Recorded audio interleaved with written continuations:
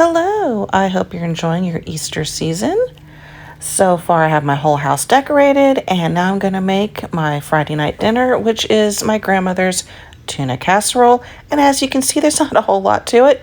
There's just 4 ingredients. It comes together really, really fast. I'm going to use some tuna, some spaghetti, a can of cream of mushroom soup, and I top it with breadcrumb.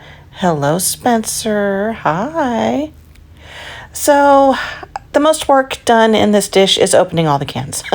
So I opened the cans of tuna. I normally would make a soup. Hello. But you see, this little guy has a grooming today, so I don't have time to make my own cream of mushroom. But normally I'd make my own cream of mushroom, which I highly recommend. It's very easy.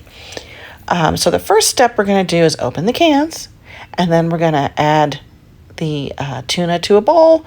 We're going to add the soup, and then we're going to stir. Like I said, this is a very, very easy dish. I'm going to go ahead and boil my pasta. My grandmother used egg noodles, but I just went with traditional spaghetti. I'm going to add the spaghetti to the tuna and soup mixture and give that a big stir. You want to reserve some pasta water in case it's a little dry. I needed about a cup. I'm going to add to a casserole dish, and then I'm going to top it with some breadcrumb and some paprika. My grandmother always added paprika.